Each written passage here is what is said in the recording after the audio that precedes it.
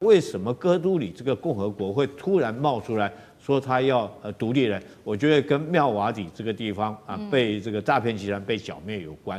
大家都知道妙瓦底这个诈骗集团一定是在这个缅甸的军政府，也就是敏昂莱他们的默许之下，在这边运作，你才有可能那么嚣张嘛。那你说他们没有奉献好处给敏昂莱这个军政府吗？我是不相信的。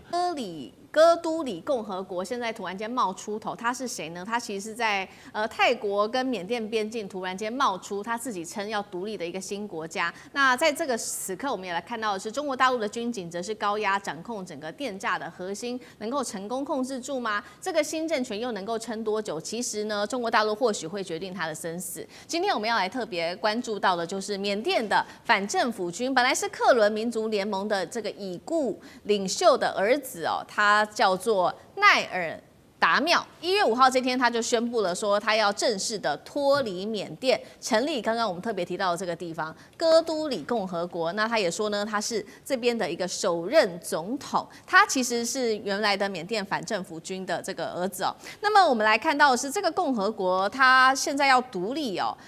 有一个说法是说，他在未来的缅甸战后，他就可以强化自身在战后的权力重组跟政治的筹码，他可以掌握在手上。但是呢，现在也关键是在说，这个政府军到底会不会让出？这个我们要持续的做观察。那厉将军又怎么看？真的这个共和国能够成功独立吗？还是会迅速的被缅甸军政府给歼灭掉？泰国呢？旁边的泰国又会如何看？缅甸这个国家啊，你可以说它是国中有邦，邦中有派，是一种性质的一个国家。所以它对于各邦来讲，它不见得都能够都服气它，都能够有效的管理。甚至有些邦来讲，等于是已经是半独立的状态。但这些邦里面又各自有各自的民族武装组织。我们光讲这个哥都里共和国，它是属于克伦邦的这个位置。那克伦邦里面自己本身就有很多的民族武装组织包括我们讲索奇都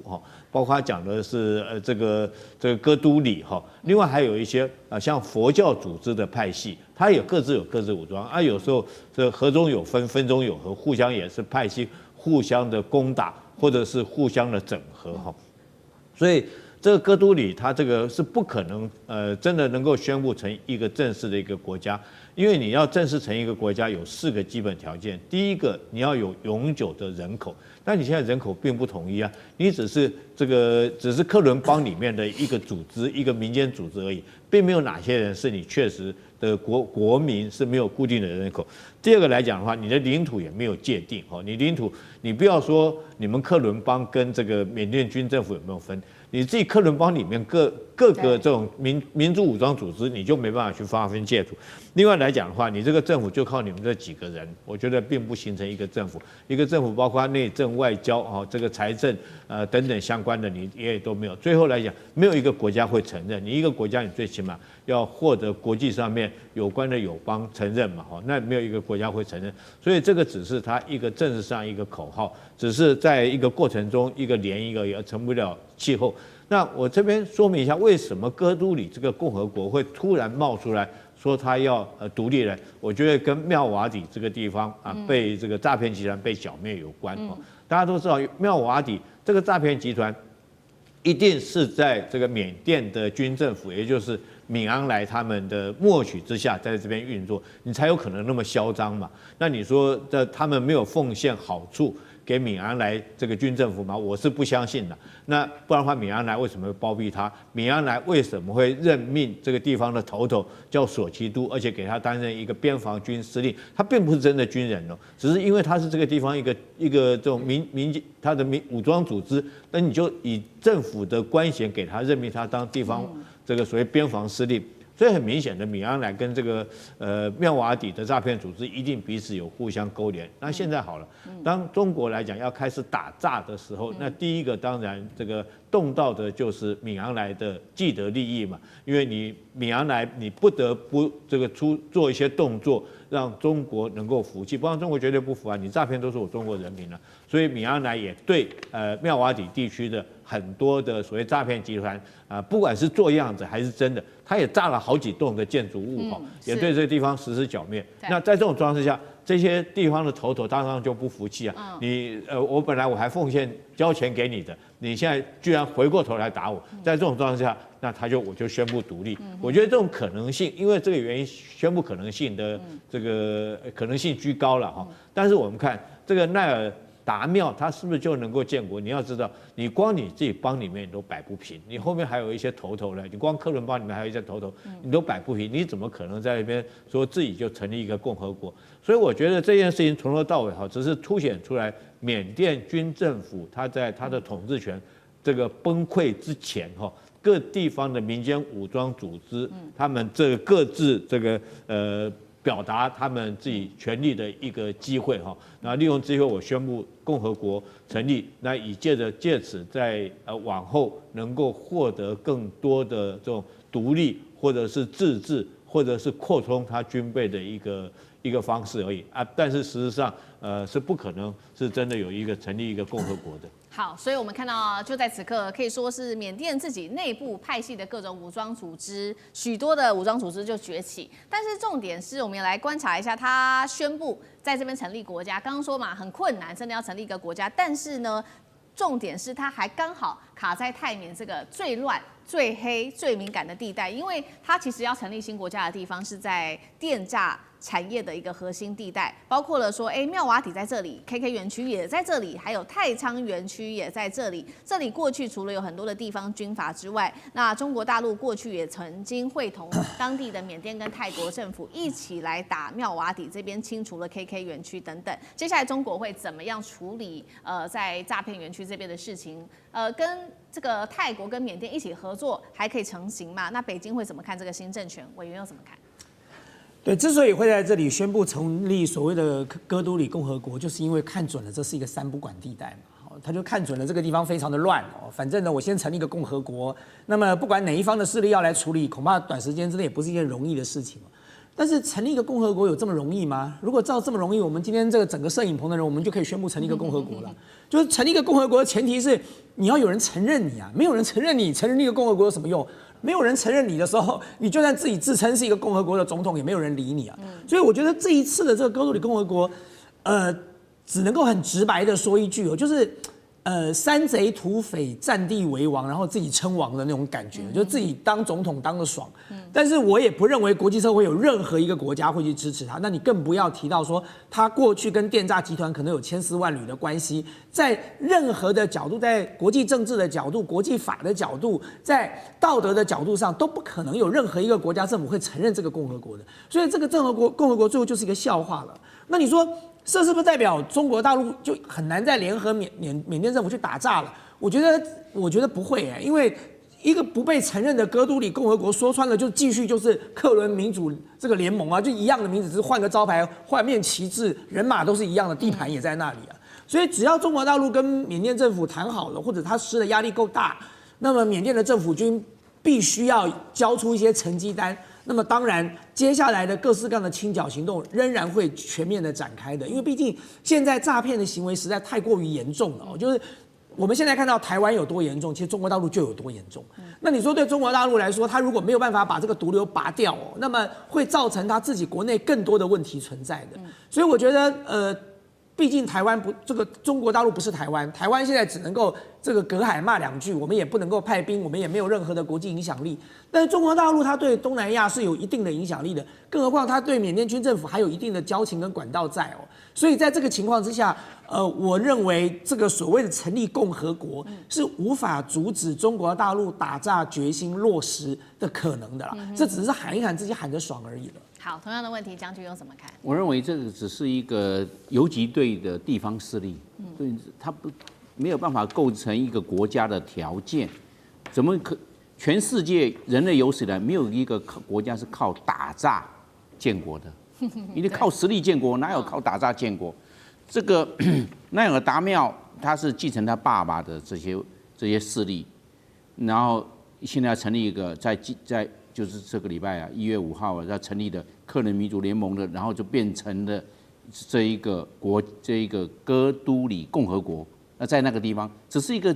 割地为王、占地为王的一个山寨而已。它总共的这些游击队，通通加起来7000人，你能够跟缅甸的政府军能够相抗衡？不可能，因为它唯一的条件就是说，它在缅甸的东北方，它过去东边就是泰国，它可以这个缅甸政府如果对它突击、对它轰炸或什么，它可以向泰国这边撤退，那泰国会有警戒啊。那第二个，因为缅甸内战从2次大战完毕之后，缅甸建国都没有停过，16股地方势力啊，他为什么要宣布他的那个哥都里共和国？因为前面还有很多的党呢，他在后面。缅甸政府军你要从仰光出发，你要一路往北打，先打其他的这游击队，他躲在后面，他认为他相对的安全。但是我们知道啊，兵法上有说啊，要广积粮，高筑墙，缓称王。他广积粮也没有，高筑墙也没有，就先称王。这个就是个军事上的战略的败笔。你以为靠7000人枪就够了？7000人枪是不够的，没办法跟缅甸还有空军呢。他认为他又可以用 AI 有机器人有这无人机，那只是一个地方的这个军事武力而已，没有办法形成气候。我认为他是一个自嗨，然后感觉到他是个国家，是个首领，是个他已经自封总统了。他的这个奈尔达妙说他是哥都里共和国的总统，他已经宣布是总统哦。对。那但我认为只是自嗨而已，这个并没有办法能够承认一个实质的国家。全世界没有靠打仗可以建立国家的，不可能。你的疆域、你的政府呢？你的教育制度呢？通通没有啊！你怎么走？所以我认为只是一个自嗨而已。好，接下来我们持续关心在这个东南亚国家泰检的这个战火，其实零星的战火仍然在持续当中。不过这一回中国大陆持续的在这当中做调停，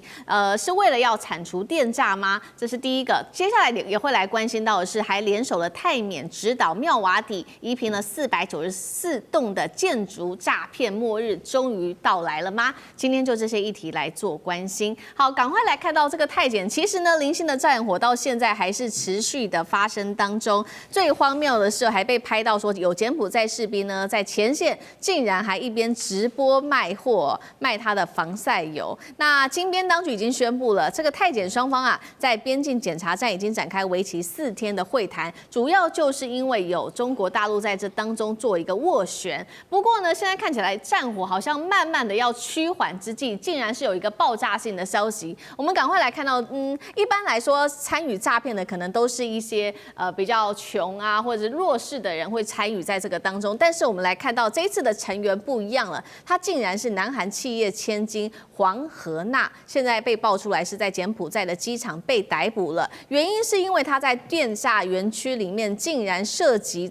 到里面的电诈园区的操作，还有他当作是性交易的一个中介人物，所以可以看起来说这好像不是一个简单的一个边境冲突而已。我们现在来看到柬埔寨的诈骗的整体规模越来越庞大了，到现在有53个电诈园区啊，它的范围从我们一开始聊的这个泰柬边境，一直到金边、西哈努克、泰越边境，一直到泰辽边境，全部都持续的扩大当中。怎么回事？现在是连这个南韩的财阀千金也涉及在这当中，黑色利益到底有多庞大？上这个怎么看？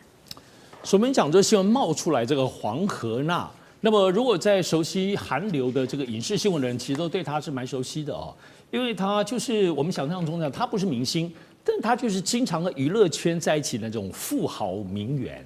富豪加豪门的名媛哈，他长得也是有点漂亮，然后年轻嘛哈。他当时因为主要传说跟韩国当中的当时的一个很红的明星叫朴有天，很帅的一个帅哥了哈。他们也论及婚嫁，所以一个帅的要命的而且很红当红的男明星，跟他这个作为南洋乳业的有钱的外孙女，其实确实是那个郎才女貌。但是后来麻烦的部分是，这个黄河娜就拉着这个朴有天一起吸毒，所以后来2个人被整个一大坨人吸毒了，所以他们就被判了1年，是在2019年。所以2019年之后，就黄河娜就臭掉了名声。2020年还继续吸毒，而且被判刑。所以呢，他在这个地方上上下下已经就是名声很臭，就是吸毒女。但是他在2023年又因为安非他命之后，他就逃走了，在当时逃了2年哦，他是逃到泰国之后，从泰国非法进到柬埔寨，所以他这次是在金边的机场，不知道他到哪里，他当然不可能回韩国，他因为已经被通缉了，而且他因为刚刚讲从泰国到柬埔寨这个非法的入境，所以他才会被国际刑警用红色通缉令，等于是非常严重的，在机场身份一暴露，马上就把他抓起来，所以当然也在这个时间点当中，就因为这个女生的韩国蛮有知名度的争议女星的这个身份，所以现在延伸出，因为这2年她躲在柬埔寨干嘛？就传出她就在金边的这个炸园区，到很多，当然现在说她这个性交易啊，说她怎么又在操作这个所谓这个诈骗，我认为其实不见得，很多网络上韩国都很多乱说一通，但她的这个身份，她确实躲在金边。确实，现在初步说是他就躲在这个诈骗集团区里头，因为才能隐瞒他的身份。所以这就使得现在大家从原先泰检的这个部分的战争当中延伸开来。当我们知道在这次泰检当中，待会2位将军会分别提到了后面其实中国介入的这个整个过程，中国还是要停火了哈，因为对中国还是卷入他们武器的关系。但不得不说，这一次的泰检战争，因为大家才可能发现，柬埔寨早年10几年来配合中国在打仗。状似是模范生，可是现在事实看起来并没有。而且我们现在看到美国查的这个陈志，跟台湾也都这个集团，陈志就是跟洪森家族紧扣非常深的。对，所以现在到底这个泰国的这个诈骗集团，是不是一如过去在缅甸一样，就跟最高层的关系，甚至跟洪森家族有关？虽然还没有这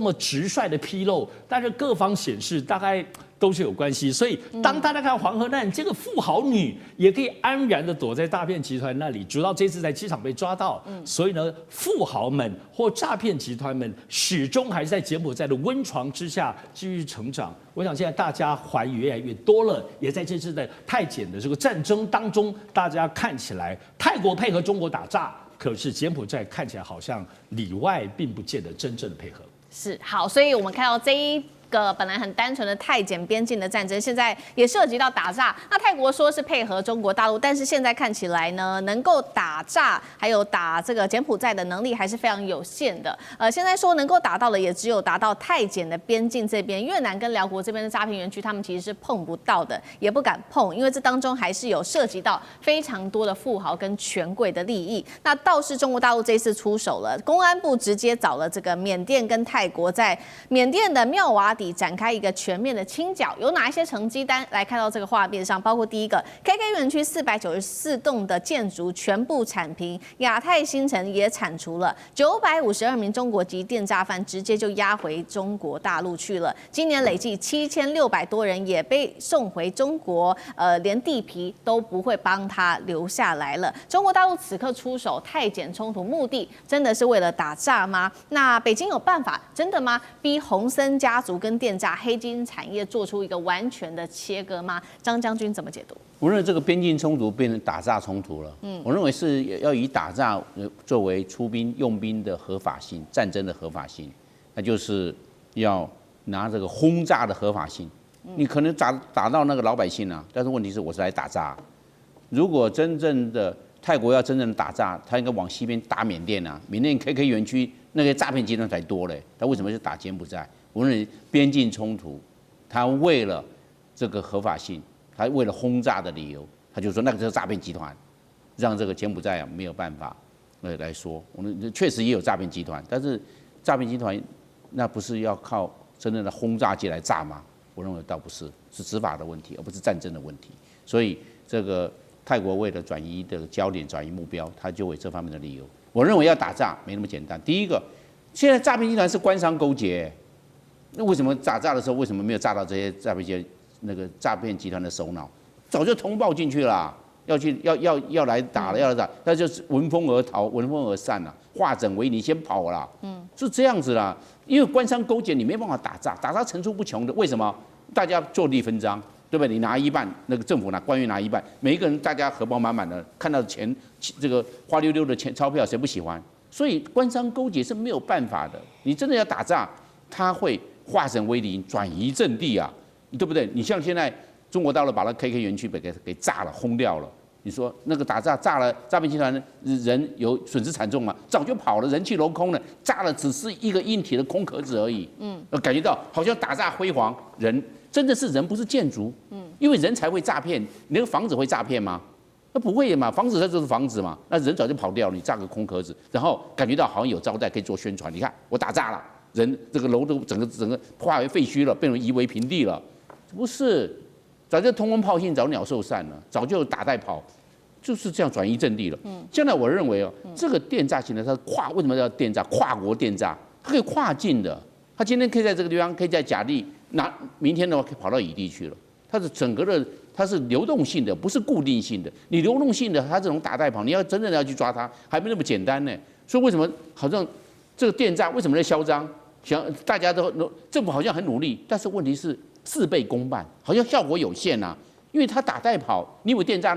那么的笨吗？早就消息灵通。我认为他考虑比政府的消息还灵通，早就跑掉了。那这样的话，能不能斩草除根？我认为没办法斩草除根。他转移阵地之后，又这个固态复萌，又开始电诈了，只是另起炉灶，转移焦点了而已。所以我认为没有办法根除。是，那将军又怎么看呢？我们看到整个东南亚可以说这个黑跟毒还有赌等于乱成一团。那中间来讲，难道只有这些非法的分子吗？我觉得很多这个包括柬埔寨、包括缅甸的官员，甚至于敏昂莱或者是洪森都很难逃脱出这方面的指控了那我们现在看到几个地名，包括到妙瓦底KK 园区这边亚太新城。除此之外，还有一个可能大家时间久有点忘记了，缅北地区也是一个诈骗集团。所以你看到整个缅甸这个柬埔寨几乎都是诈骗集团的这种乐园，在这个地方。那这次我觉得中国出手这一次事情那除了说是表面上面他放手让泰国去攻击这个缅甸攻击柬埔寨，去轰炸他的所有诈骗园区之外，我觉得这个中国来讲的话，也利用这次机会，要彻底将东南亚地区做一个整顿，将他们从所谓的诈骗还有贩毒的地区来讲，整顿成一个可以治理的一个地区所以这次我们大家不要忘了，当初泰国对这个柬埔寨发动攻击之前，有一件事情可能大家忽略了，就是太皇到中国去访问。为什么太皇到中国去访问？访问完之后，泰国就开始出兵打。我觉得泰国是跟中国打招呼了。有一句话叫做"打狗还看主人面"嘛，对不对？跟你主人先打个招呼，他出手打这个柬埔寨。因为泰国因为这个诈骗集团对他自己本身的观光旅游业也造成很大影响。所以我觉得这是中国，你看他从北边开始这个缅北集团他用的是地方武力，将这个缅北4大家族铲平掉。然后对于缅甸地区来讲的话，当然用外交能力，然后逼着敏昂莱自己去把它灭掉，这是很明显的你说是表面动作还是怎么样？但最起码他已经做物理上的清除了，已经做外科手术式的割除了。然后对于这个柬埔寨来讲的话，他借着泰国叫泰国以这个肃清以这个边界冲突的理由事实上就实行这个攻击诈骗园区为实的一个攻击手段。当然，我觉得中国有它在东南亚地区的影响力，它必须逼着这个不管是柬埔寨的这种洪森，或者是这个缅甸的敏昂莱，必须要好好的将这次诈骗集团做一个肃清。因为我们知道，这整个诈骗集团它已经形成一个产业链形成一个供应链，不是一个国家的问题，也不是一个诈骗集团问题。我们看到电话可能在这诈骗园区打出来，这个诈骗电话可能由诈骗园区打出来，但是它的伺服器可能是在另外第3个国家包括美国的星链也参与其中，网络链是星链计划，那它的金融体系可能是用泰国的银行，旅游业是从泰国进出的，人员这些人员进出是从泰国进出的。但是有一个共同的，就是受害的都是中国人。对，所以我觉得中国来讲，他之所以受害，他必须利用这次的机会彻底的、好好的将东南亚这些诈骗园区，甚至于这个贩毒的集团，好好做一个清理。然后将来中国自己才不会说是被这些国家人民受到这些荼毒，受到他们的迫害，然后将自己辛苦的积蓄的钱都被诈骗集团骗光了。好，接下来赶快来看到是缅甸狂轰的 KK 园区，现在被夷平那为什么会这样？因为背后北京有这个警告有关于 KK 园区的发展。那么另外一方面，700亿美元的诈骗帝国，真的缅甸的这个国民军舍得砍下去吗？今天我们都会一起的来做观察。而这个是来自于缅甸的最新消息，军方跟边防卫队联手炸毁了一栋，我们可以看到这个画面上非常多的白烟。这个是妙瓦底这边的一个经济特区，一栋12层楼高的大楼就这样子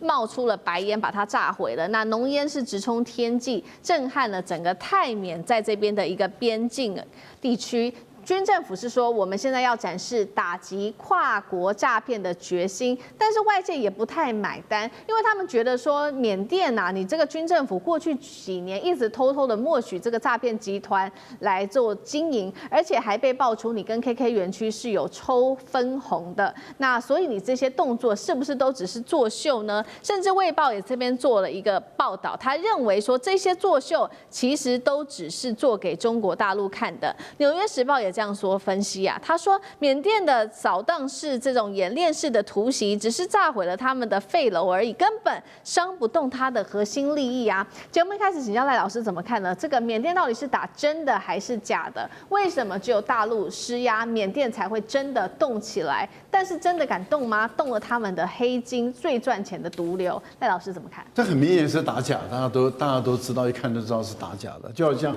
上次去妙瓦底抄底的时候也是抄假的。为什么？因为你最重要是你要先断金流嘛。像美国他的做法就很有趣了，他用骇客进去，直接把你的钱拿光，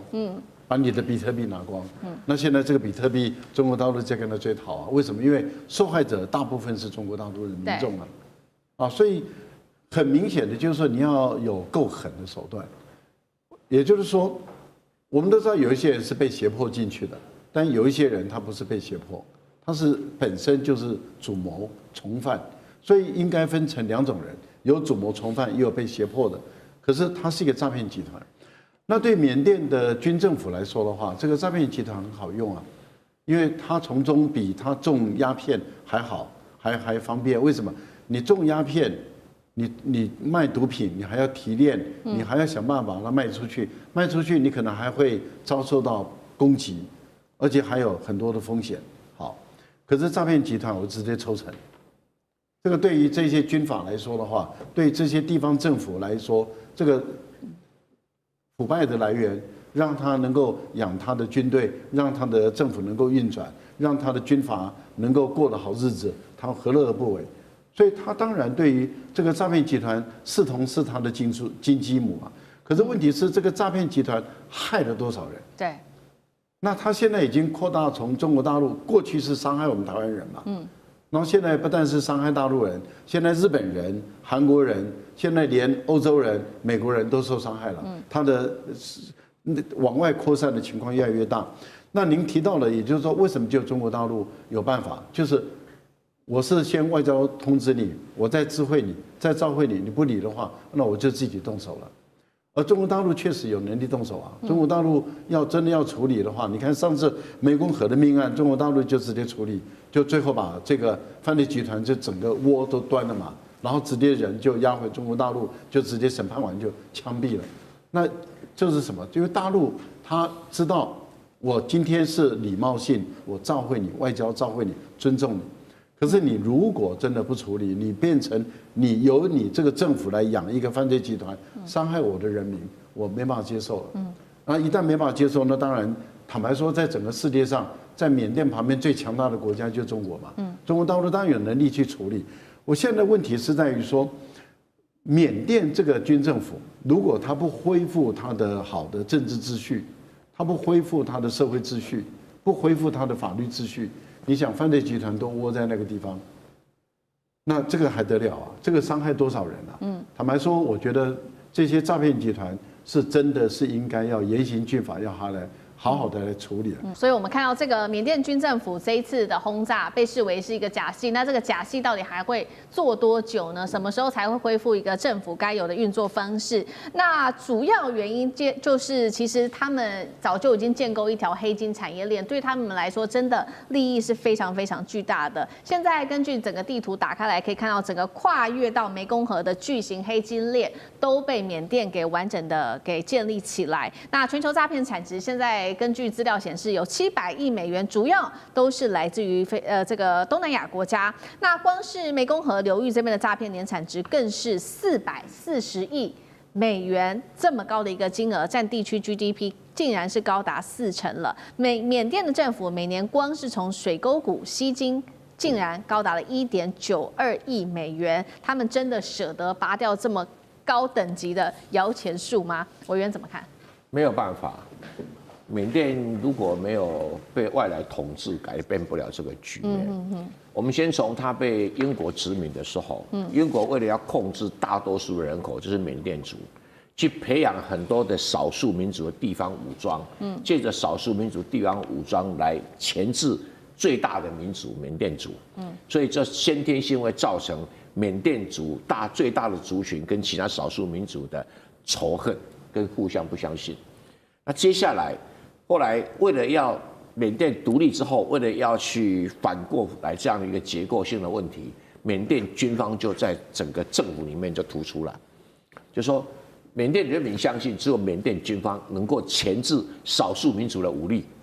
因为一直都有冲突嘛，对，所以少数民族，所以军方就取得，那军方会取得财政，军方就直接控制了所有的国营事业，几乎都是军方设立的，所以等于是军方已经控制了国家了。那再加上缅甸的民选的政府，一个比一个弱，一个比一个逊色。虽然有个民主国家的模样，可是就是不知道什么发生什么事，就是非常的弱啊。那所以跟军政府之间军政府也不肯放权啊，这个问题就一直弄下去。最后什么？缅甸中央政府非常的脆弱，然后地方武装为了对抗中央政府，而且是缅甸有130几个民族，有数十个地方的这些民族的武装力量，什么善邦、克伦邦、克也邦，什么一大堆的。所以结果大家都在养军队，养军队以缅甸的整个全国的 GDP 是650亿耶，不到台湾的1/10，那人均总是650亿，人均平均是1200块美金啊，所以表示要活下去，只有 GDP 账上没有的非法的地下经济才活得下去嘛。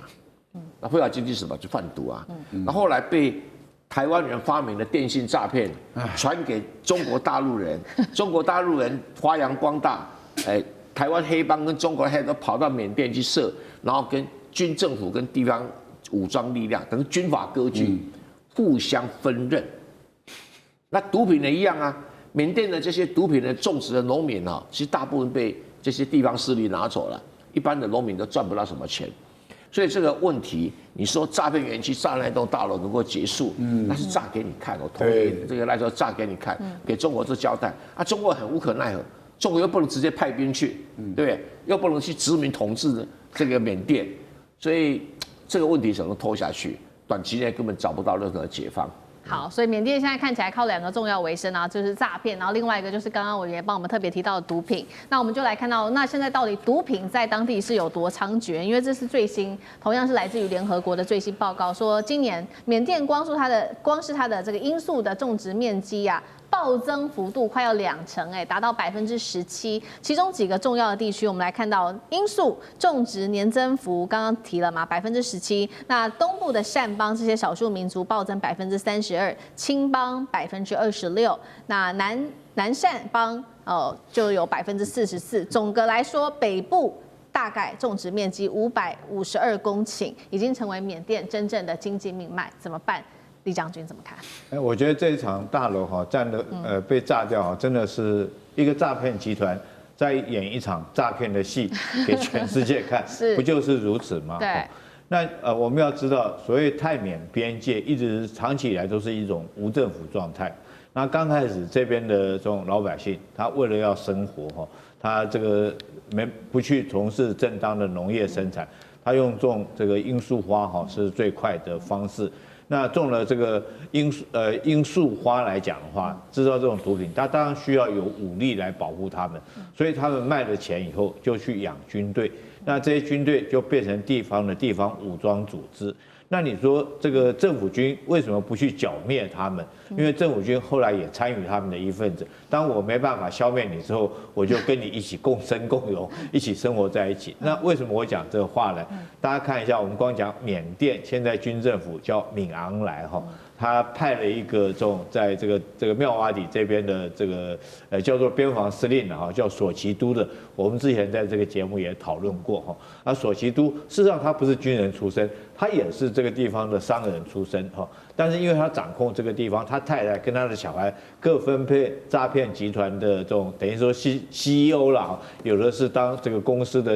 CEO， 有的是当这个地方的警察或者是地方武力组织。那索奇都他每年赚的钱，他会贡献一半给敏昂莱，那是不是形成一个利益共生体？所以大家讲生产链，我倒是认为说是一个产业链哈。大家看一下，我数给大家听。第一个，这个毒品哈，那有毒品有没有走私的人员？那第二个来讲的话，你诈骗集团有诈骗的人员，有诈骗人员一定有电信，一定有金融，一定有水电哈，一定形成一个集体的一个团队。那当然也有地方武装的势力。所以这个盘根错节，这个严重之深，不是我们一般人可以想象中的。缅甸 KK 园区最近的事情非常的多，尤其习近平现在正式的出手了，缅甸军方也获得在中国大陆的澳元之下，针对 KK 园区这边做了一个大扫荡，被炸成了焦土这个园区，另外还有千人大逃亡，甚至跳河溺毙，血染边境。我们今天会来揭秘的是妙瓦底诈骗帝国的一个血腥黑幕，赶快来看到是最新的消息，也就是缅甸边境最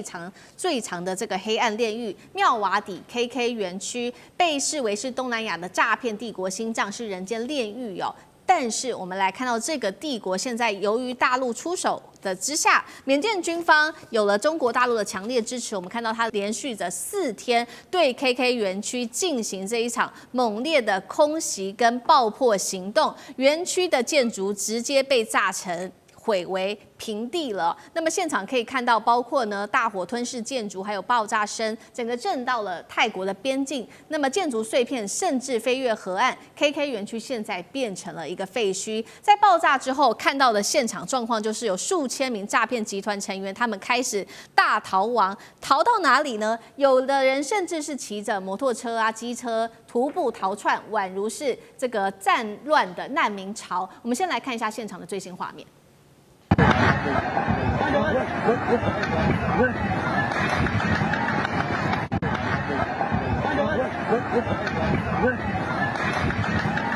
好，这个逃亡潮是在缅甸的军政府在做炸破之后发生的事情。那也有人是直接逃命跳进这个边界的河，叫做莫伊河，却再也没有上岸。就在这个莫伊河，上千人跳河，造成了溺毙失踪，更是血流成河。泰国这边做了一个正式的统计，在这一次的逃亡当中，有400多人是印度人，另外还有菲律宾跟中国人都被抓到了。干哥怎么看？为什么缅甸的军方这一次突然间开战式的清剿？到底现场状况有多危急？要我说实话哈，缅甸军政府你最好做一次真的，不要用这种方式啊来进行无谓的人命牺牲。为什么？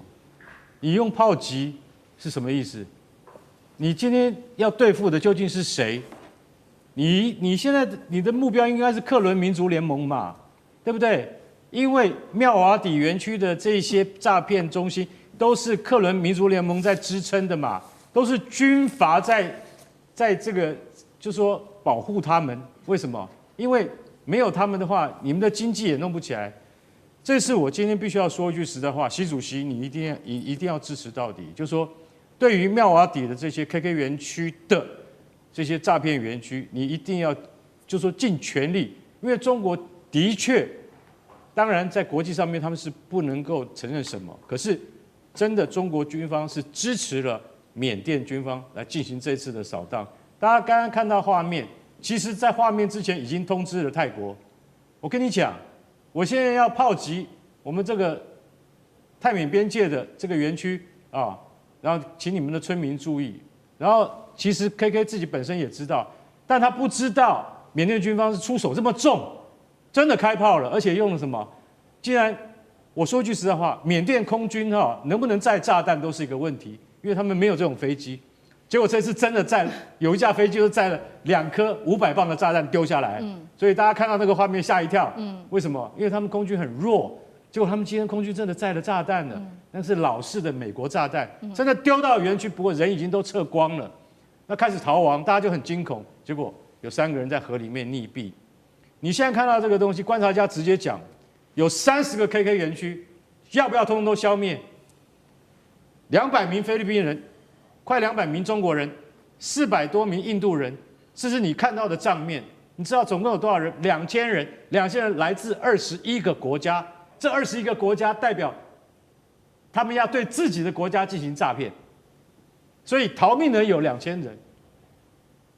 那你还有更多的人在里面，为什么？因为有一部分是划作安全区了，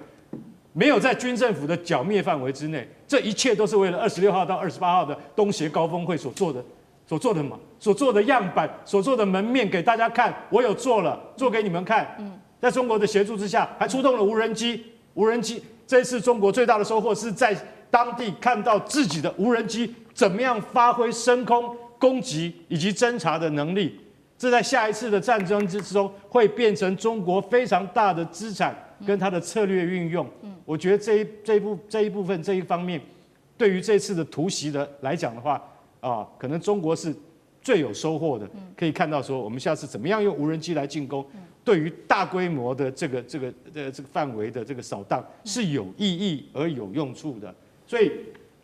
在这个底下，我真的很希望说 ，KK 园区它就算是暂时被消灭，它会不会死灰复燃？会，因为没有改变的是缅甸军政府的态度，以及它危害全世界经济体系的这个原来的那个样态是不会改变的。这就是我的观察。好，所以这一个军政府这一次的大动作，或许是演一场戏。那接下来会不会死灰复燃？因为刚刚讲了嘛，这一些诈骗园区的人逃出来数千人哦，他们可能逃到泰国，那也有可能逃到不管是柬埔寨或者是辽国等等。接下来他们会做什么样的行为？等一下请大使来持续带我们看。另一方面，刚刚讲了，这背后缅甸之所以这次可以这么的成功的重要。工程就是因为北京在后面出手，他们提供了包括了数千架的无人机进行侦查跟做打击。那当然了，中国的目的就是要保护来自于中国大陆的百姓，避免这些跨境犯罪的毒瘤。那刚刚也说了嘛，这个连炸弹都下去了，看得出来这一次大陆是出了一个重手。大使又怎么看？对，事实上，中国大陆是下定决心要把这些境外的诈骗集团把它彻底消灭。因为是境外的，所以就比较困难一点。本来我们前2年都在谈那个果敢地区的4大家族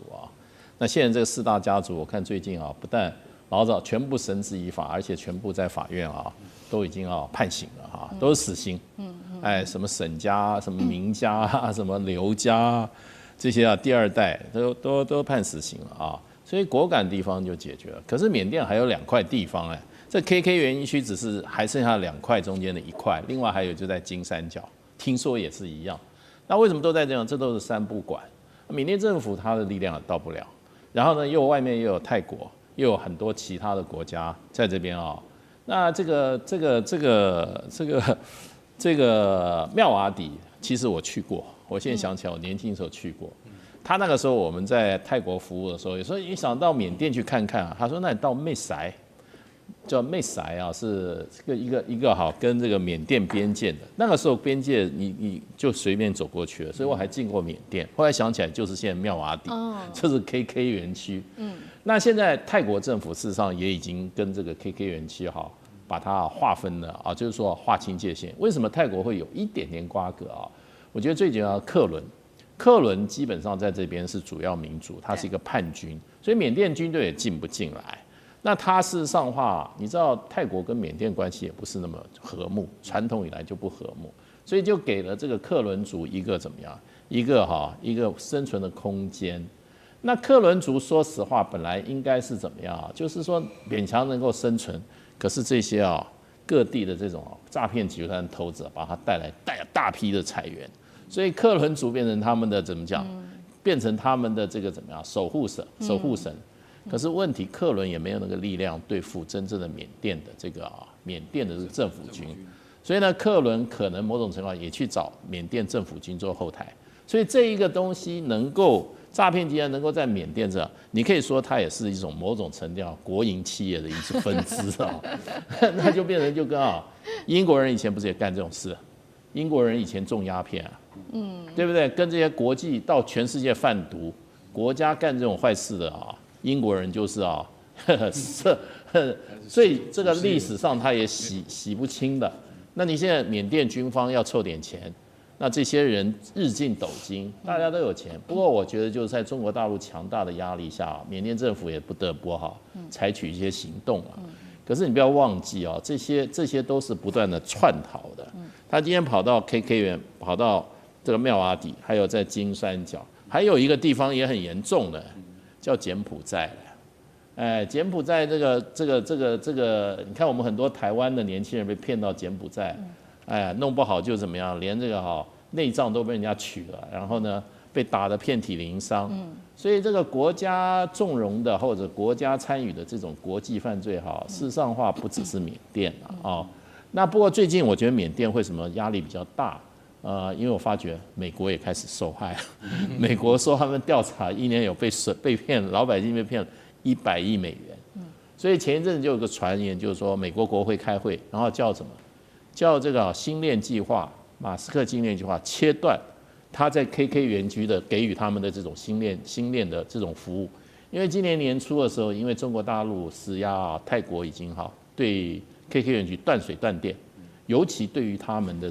这个网络给它切断了。